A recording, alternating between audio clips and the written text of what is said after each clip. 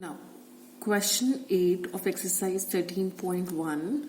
The question is from a solid cylinder whose height is 2.4 centimeter and the diameter is 1.4 centimeter, a conical cavity of the same height and same diameter is hollowed out. Find the total surface area of the remaining solid to the nearest centimeter square.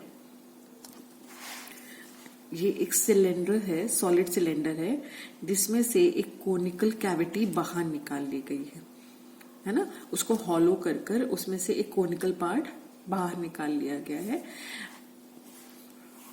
इस जो cylinder है इसकी height आपको कितनी दी हुई है? The height of this solid cylinder is 2.4 centimetre and its diameter is 1.4 centimetre. Okay, अब जो कोनिकल कैविटी निकाली गई है उसकी हाइट भी is the same as the height of the cylinder and its diameter is also the same as that of the cylinder.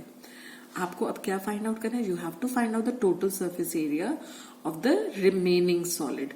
आपको जो बाकी बचा हुआ सॉलिड है उसका टोटल सरफेस एरिया पता लगाना है। Okay,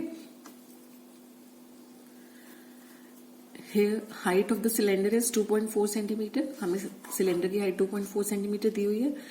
This implies the height of the cone is also 2.4 centimetre, क्योंकि height of the cone is the same as the height of the cylinder and diameter of the cylindrical part is 1.4 centimetre. Therefore radius of the cylindrical part will be, diameter का आधा होता है cylinder, तो 1.4 diameter का आधा होता है radius, तो radius will be 1.4/2, so that comes out to be 0.7 centimetre. अब जो रेडियस सिलेंड्रिकल पार्ट का है वही रेडियस आपका कोनिकल पार्ट का भी है। That means the radius of the conical part is also 0.7 centimetres. अब हमें क्या करना है? We have to find out the total surface area of the remaining solid.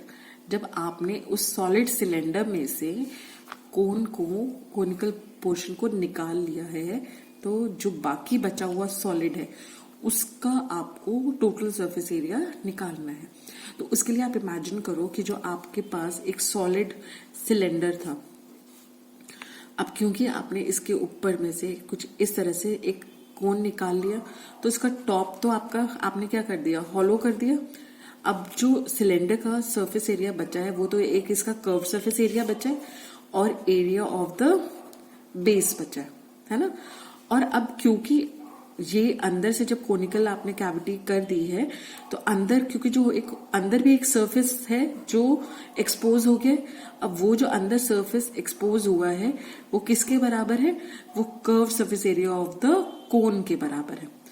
ठीक है, तो हमने अगर पहले बाहर से हम ऑब्जर्व कर रहे हैं, तो बाहर से हम क्या ऑब्जर्व कर रहे हैं कि बाहर जो सॉलिड था, सिलेंडर था, उसका वो पूरा का पूरा वैसे ही दिख रहा है, क्योंकि कैविटी हमने अंदर की तरफ करी है। तो सरफेस बाहर जो सिलेंडर का सरफेस है वो आपको एज इट इज पूरा पूरा दिख रहा है, बट फर्क सिर्फ कहाँ आया है? उसका जो टॉप था वो आपने हॉलो कर दिया है, क्योंकि वहां से आपने कोन को कट कर लिया है। तो उसका बेस एज इट इज है, उसका curve surface as it is है ना। और अब क्योंकि अंदर से आपने कोन बाहर निकाल लिया है, तो अंदर भी एक सरफेस बन गया है जो एक्सपोज हो गया है। और वो जो सरफेस है, वो सरफेस का अगर हमें एरिया निकालना होगा, तो that means we have to find out the curve surface area of the cone, क्योंकि अंदर से आपने कोन निकाला है ना। तो कोन सरफेस एरिया भी किसका निकालेंगे? आप कोन का ही निकालेंगे। Okay, so the total surface area of the remaining solid is the curved surface area of the cylindrical part plus area of the cylindrical base plus curved surface area of the conical part। ठीक है, तो हम ऐसा कर सकते हैं कि क्योंकि हम कह रहे थे कि ऊपर टॉप में से आप जो आपने कोन निकाला तो उसका ऊपर बेस सिलेंडर का खाली हो गया, तो सिर्फ अब बेस कहाँ पर बचा हुआ है? एक तरफ का आपका पोर्शन बचा हुआ है।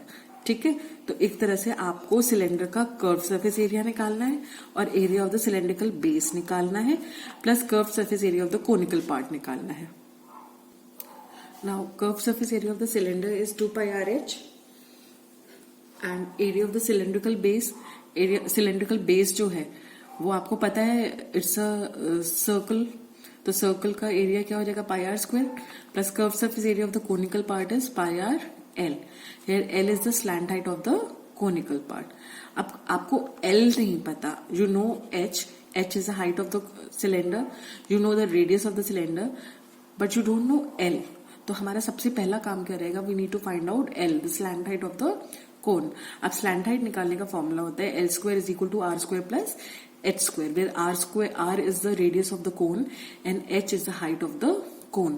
तो L square is equal to R square. R आपको पता है radius of the cone is the same as radius of the cylinder, so R square will be 0.7 का whole square plus H, height of the cone is the same as the height of the cylinder, which is 2.4.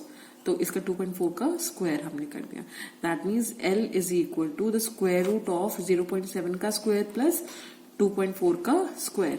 Now 0.7 का square is 0.49 plus 2.4 का square is 5.76. इन दोनों को अगर आप add करेंगे तो you'll get square root of 6.25. 625 आपको पता है 25 का स्क्वायर होता है, तो square root of 6.25 is equal to 2.5 centimetres.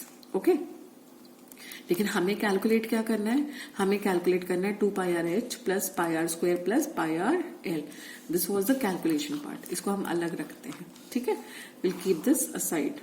Okay, now putting the values that we have just found in this formula. तो हम यहाँ देख रहे हैं we can take out pi R common. Pi R तीनों टर्म्स के अंदर आ रहा है, तो पाई आर आपने कॉमन ले लिया. यहां से पाई आर लेने पर 2h बचा प्लस पाई आर लेने पर 1r बचा प्लस यहां से पाई आर कॉमन लेने पर आपके पास L बचा.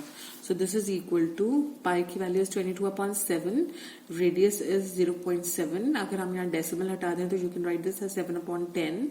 ब्रैकेट में you have 2, H is 2.4 plus radius is 0.7 plus L आपने अभी निकाला 2.5. So this is equal to 22. आपने देखा ये 7 से 7 कैंसिल हो गया, तो यू हैव 22/10.